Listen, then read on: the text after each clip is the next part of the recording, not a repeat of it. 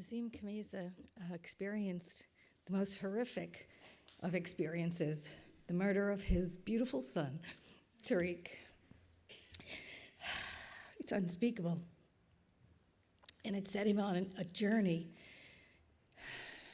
of peace. And it's chronicled in his trilogy of books, Murder to Forgiveness, Forgiveness to Fulfillment, Fulfillment to Peace. And his latest book, The Secrets of the Bulletproof Spirit, is a must-read. It's an instruction manual on how to be spiritually resilient in today's world. I first met Azim at Pacific Church when he was on the cover of the Science of Mind magazine after it chronicled his story. And then I think the last time up at the Asilomar Conference grounds. And he is a man of peace. He absolutely is walking the path. So before I invite him up here to the podium, he wants to share with us this brief video. So get comfortable, and then we'll get to hear Azim Khamisa speak. Thank you.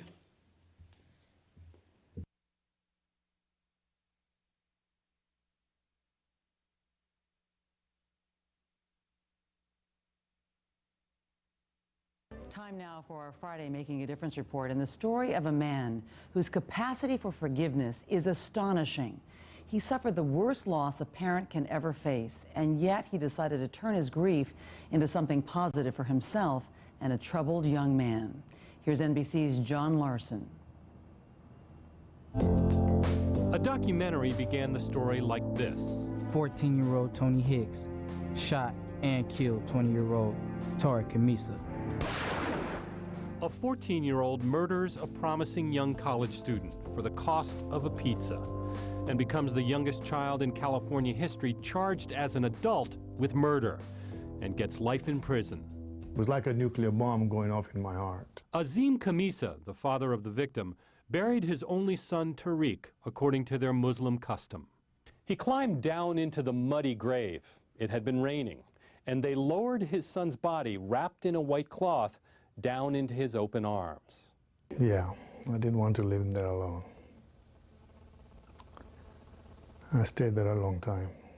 When something bad happens, you can stop that bad from happening to other people. But when he finally came up, he did something remarkable. It is wrong to lie, to cheat. First, he forgave the family of the killer. It was a defining moment in my life. Only through that forgiveness, which in turn helped Azim start the Tariq Khamisa Foundation, speaking together to more than 1 million children about the real pain of violence. And sometimes it scars the soul forever. Then, Azim visited Tony Hicks, the killer, who had never had a father, and forgave him too. His forgiveness wasn't something I expected. Now Azim is lobbying to have Tony released from prison early, like he was his own son. And when he gets out of prison, what do you hope for him? We'll have a job for him at the foundation. So you're going to hire him? Absolutely. This is the killer of your son? Yes. Tony says now he knows what a real father is. I had a man forgive me for taking the life of his son. And he will work for that father, and for many who maybe never had fathers, someday, whether he gets out early or not. John Larson, NBC News, San Diego, California.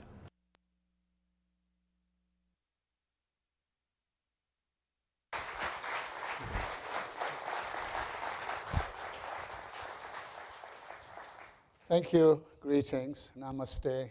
Good morning. I think we should give some more love to Michael and our musicians here today. Yeah? Good job. So I thought I might start with a prayer from my tradition. I practice as a Sufi Muslim, and it is from the Prophet's dua. The word dua is Arabic for prayer, and I'll say it in Arabic first and then translate it in English. Bismillahirrahmanirrahim. Allahumma anta salam wa minka salam wa alayka jaw salam. Hina Rabna Bisalam, Watkilna Dar Salam. In the name of Allah, the most beneficent and the most merciful. O Allah, O our Lord, Thou art the peace, from Thee is the peace, and to Thee returneth the peace. O Allah, O our Lord, give us a life of peace and usher us into the abode of peace. I think we all want peace, and the central question in front of us today is, how do we get to peace with the media and the social media and the assaults we get on 24/7 about all the negative stuff that is going on in our world. But as is evident from the video, mine is a personal story. And as Reverend Patty described, that my trilogy basically tracks a 20-plus year journey that started very dark with murder, but ended in peace. So I want to share my journey. And I remember that when I've been an avid writer. I've authored 4 books. I'm working on my 5th one. And I also keep a journal. And I remember after Tariq died, I made this entry in my journal that there's nothing quite so painful as a broken heart. There's nothing quite so painful as a broken heart, but a broken heart is an open heart. If one can learn to live with an open heart, gentle transformations begin to manifest. So part of my mission this morning, I know all of you have very big and open hearts, and the music we got from Michael opened your hearts even more. But my goal is to even open your hearts even more. Because we humans have many defining moments in our lives. Some of these events are joyous. Some of them are devastatingly tragic, as was the case in my life. But at these defining moments, if we are able to make the right choice, we not only manifest a miracle in us, but we also manifest a miracle in others. Think about it. Every saint has suffered the dark night of the soul. And sometimes, in those dark nights of the soul, in those deep tragedies, there is a spark of clarity. And the spark of clarity in my tragedy was that I was able to see that there were victims at both ends of the gun. It's a great quote from Henry David Thoreau that says, "It does not matter what you look at, what really matters is what you see." And I was able to see that the enemy was not the young 14-year-old who murdered my son, rather the societal forces that force many young men to fall through the crack and choose lives of gangs and drugs and alcohol and weapons and crime. I mean, you could take the position, he killed my one and only son, he should be hung from the highest pole. Well, how does that improve society? Now, this wisdom that I got, that there were victims at both ends of the gun, it did not come from my intellect or my loving heart. Rather, it was a download from a higher power. And I'm so glad to see that so many of you are working in connecting to that higher power. The music and the mission and the vision and the prayers all confirm that. I started to meditate when I was 20 years old. I lost Tariq in my early 40s. So I had a pretty strong basis. And I can tell you that in my deepest crisis, which was losing Tariq, my degrees in math and finance were pretty useless. And I went to some pretty good schools in England.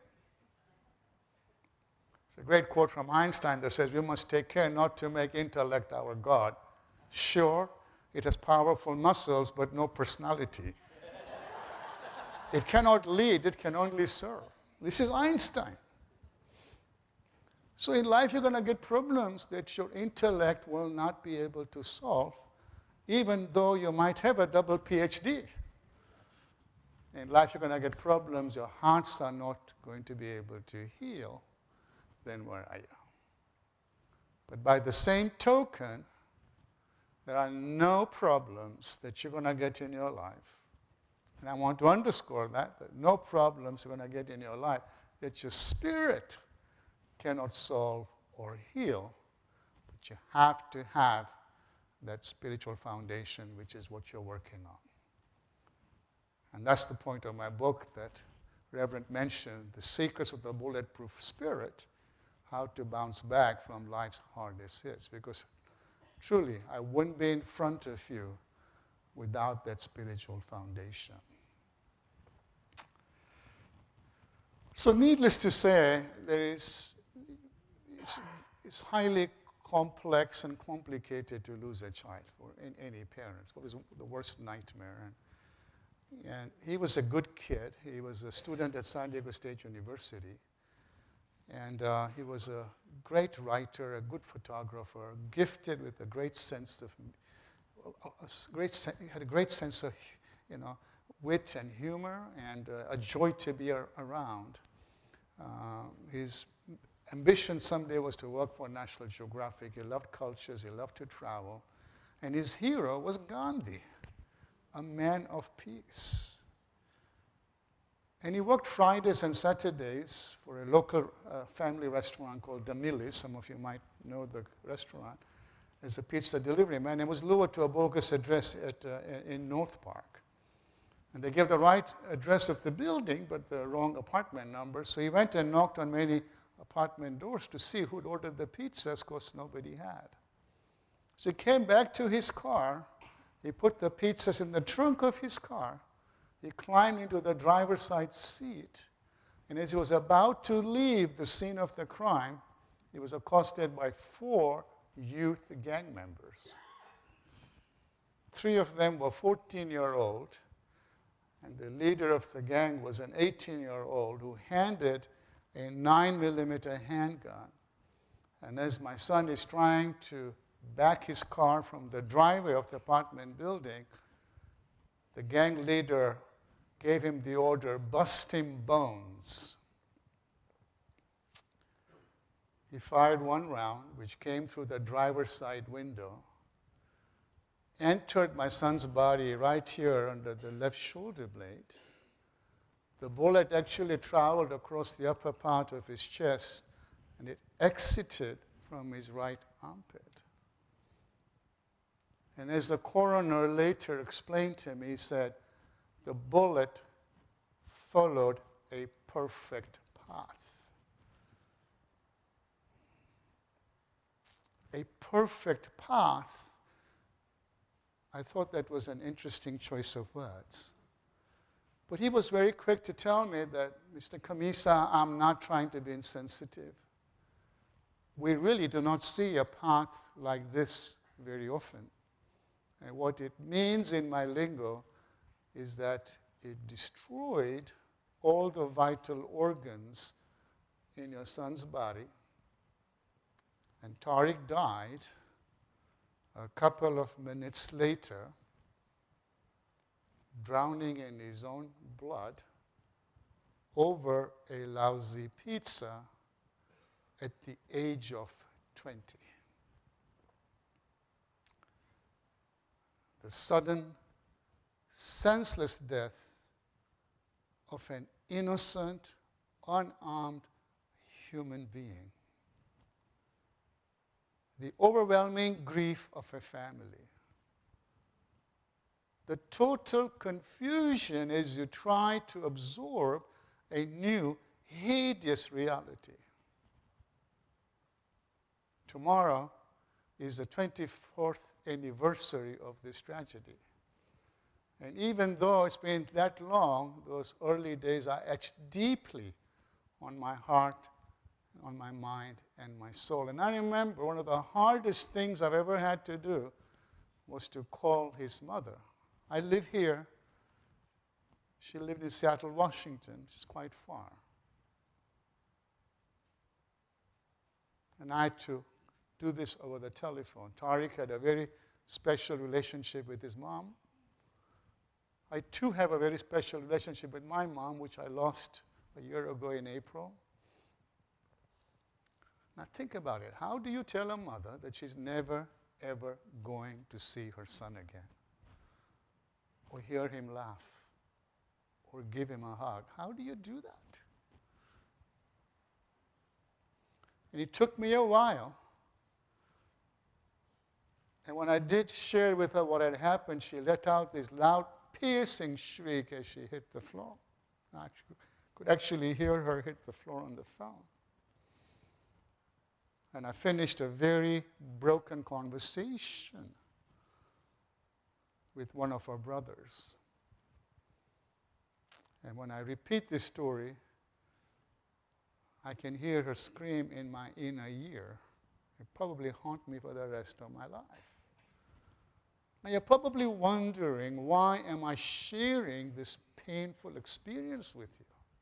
And why I often share it with the programs we do with kids. For one reason. Sometimes you don't know how painful violence is till it crosses your path. At least I didn't.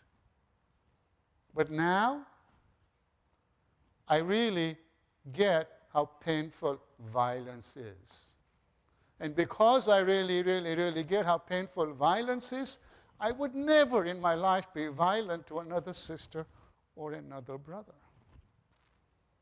I think it's important we all get it, young and old, because there's way too much violence in our society.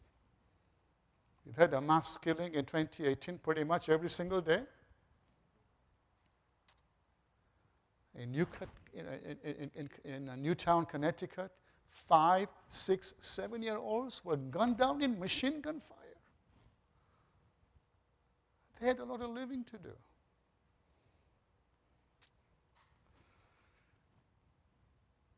So 9 months after Tariq died, to honor him and to help our family deal with this tragedy in a positive way, and having learned the horrific statistics, which I'm sure that all of you are familiar with, I decided to form the Tariq Khamisa Foundation. Because I got that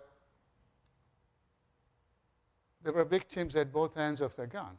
Tariq was a victim of the 14-year-old. The 14-year-old was a victim of society, of American society. And the question I asked is, how did we, as a society, create a culture where children kill children?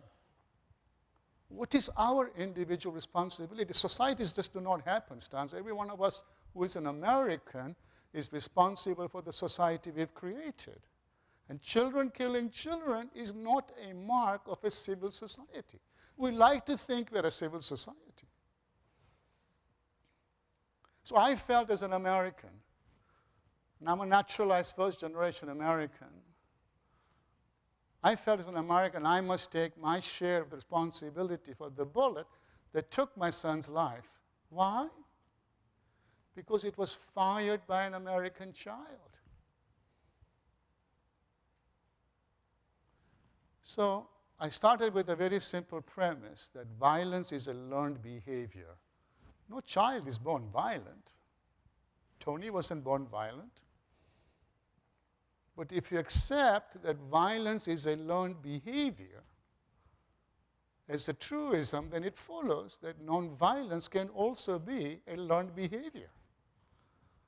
But you have to teach it because kids are not going to learn nonviolence through osmosis.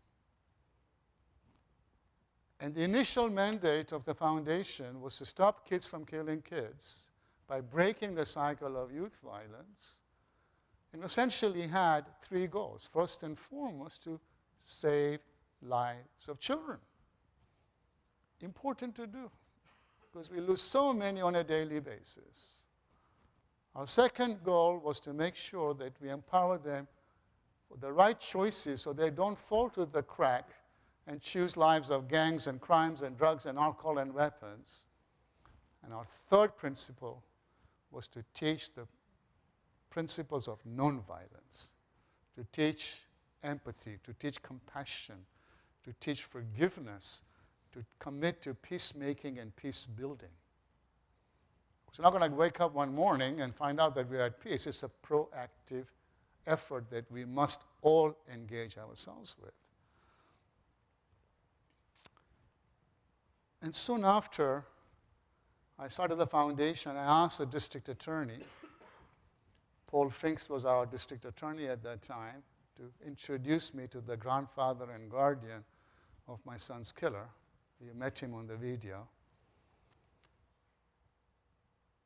And we met in the office of Henry Coker, who was a public defender that defended Tony. And I said to him that I'm not here screaming retribution and revenge and hatred and anger and resentment because your grandson killed my son. Rather, I'm here in the compassion. I'm here in compassion and forgiveness because what I really see here is we both lost a son. My son died, and you lost your grandson, although it was like a son to him because he lived with his grandfather, to the adult criminal justice system. He was the first 14-year-old in our state of California to be tried as an adult. There's nothing I can do to bring my son back from the dead. He's gone. And gone forever. There's nothing you can do to get Tony out of prison. And I've started this foundation with a very lofty mission of stopping kids from killing kids. I can't do this by myself. So the real reason I've come to ask you is, will you help me? And it behooves us to work together because it was your grandson that killed my son. While I can't bring my son back from the dead, you can't do anything to get Tony out of prison. The one thing you and I can do is to make sure others in our community don't suffer what you and your family have or what I and my family have. That we can do. Will you help me? And he was very quick to take my hand of forgiveness. And the first thing out of his mouth was, Azim, thank you for reaching out to me. Ever since I found out that my grandson was responsible for the death of your son, I went into the prayer closet. Blaise grew up as a Baptist from the South, praying that someday I get a chance to meet you so I can extend my condolences to you and your family. And of course, I will help you. I would never have met this man had his grandson not killed my son. They're very different. He's African American. Although I always kid him, I said, Blaise, I was born in Kenya. I'm the African American in this group, not you.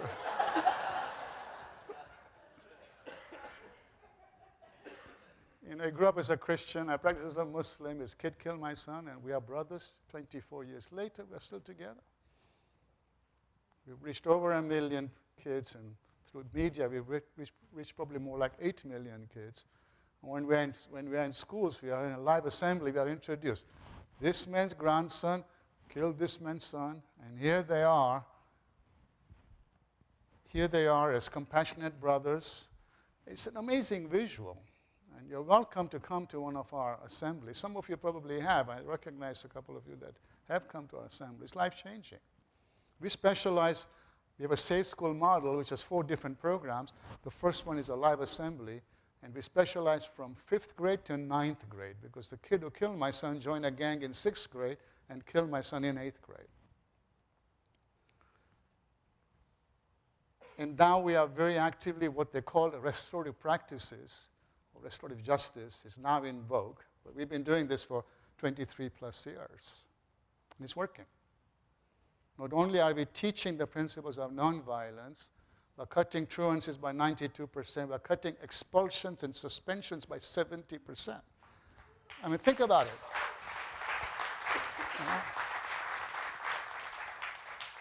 If you expel a kid or suspend a kid, guess where he ends up in the systems. So with the grace of God, it is working. 5 years after Tariq died, I went to meet the young man who killed my son. You met him on the video. It took 5 years. Very difficult to come eyeball to eyeball with the person who pulled the trigger on your son. I mean, after all, we are mortals. And it took many thousand hours of meditation, but I understood that for me to complete my journey of forgiveness, at some point I had to come eyeball to eyeball with Tony. He was at the New Folsom prison. I asked the grandfather to go with me because we'd been working together for a good 4.5 years. I told him, I'd like you to introduce me to Tony, but then I really need alone time with Tony because you are his grandfather. There are some holes in the story only he can complete. And if you are there, then he's going to be defensive. So the grandfather was very gracious. We started with Tony. First 15 minutes, we talked about Tony's life in prison. He left us alone. And Tony and I talked man to man for an hour and a half. And I clearly remember, although it was 19 years ago, because he's 38 years old now, I clearly remember that at that one point in that hour and a half, and he was able to fill the holes in my story, but we locked eyeballs. I'm looking in his eyes, and he's holding my eyes, and we held a glance for what seemed like a very long time. And we weren't far from each other. We're just sitting across a coffee table. And I'm looking in his eyes trying to find a murderer. And I didn't. I was able to climb through his eyes and touch his humanity, that I got that the spark in him was no different than the spark in me or any one of you. He was well-mannered. He was remorseful. He was articulate. He was well-spoken. And he didn't portray any of the typical attitudes of a 19-year-old in our society. I could tell that my hand of forgiveness had also shifted him. He's a likable kid. If you walked through those doors, you would have the same impression of him as I did. I wasn't expecting that. So at that point, I told him, Tony, you know I have forgiven you because I've been working with your grandfather for a good 4 years. I also want you to know that when you come out of prison, you have a job at the Khamisa Foundation. You can come work with your grandfather and me. And after about a couple of hours, I left, and I still clearly remember that as I was leaving the prison, my stride leaving the prison was a lot more bouncier than the one I came in with. Forgiveness can be very freeing. It's like a big weight that was lifted off my shoulder, and I wondered, why did I wait 5 years? The next day, the grandfather calls me, says, Azim, that meeting you had with Tony yesterday was totally transformative. He always used to tell me, Daddy, I'm not going to make it in prison. He's a young, charismatic, good-looking kid in an adult prison. I don't want to tell you what that means. He said, but after you gave him some love and some hope, he's totally changed. Because as you were leaving, he says, Daddy, that's a special man. Not only has he forgiven me, he's offered me a job. I'm not worthy of his forgiveness. I'm not worthy of his job offer, but I'm going to try. At 22, he aced his GED. In my trilogy, which is the last book of my trilogy, From Fulfillment to Peace, he actually wrote the foreword to that book and did a great job. He's 38 years old, November 28th, a couple of months ago. I was there advocating for his parole, and he won parole.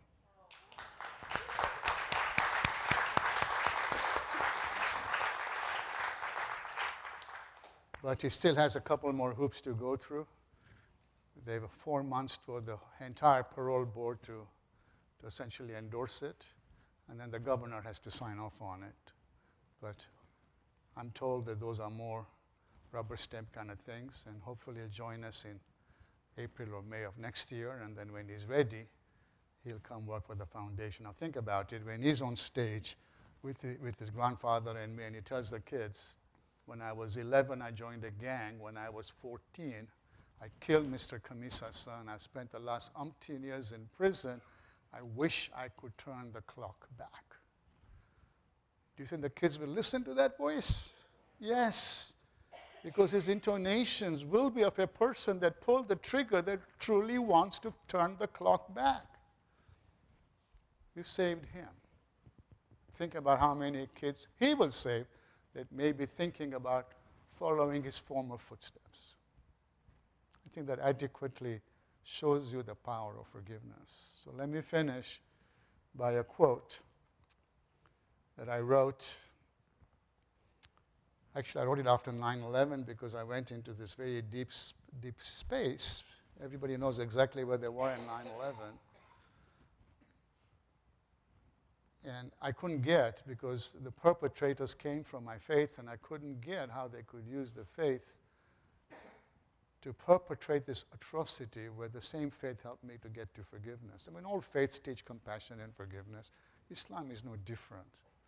I stayed in this space for 6 months, which actually is this quote is the basis of my book, From Fulfillment to Peace. And what came to me is this quote that I like to end the message. It's a good takeaway message, I believe. It's about peace. So sustained goodwill creates friendship. Now that ought to be obvious. You make friends by extending goodwill, not bombing them, right? So sustained goodwill creates friendship. Sustained friendship creates trust. Sustained trust creates empathy. Sustained empathy creates compassion. And sustained compassion creates peace. I call it my peace formula.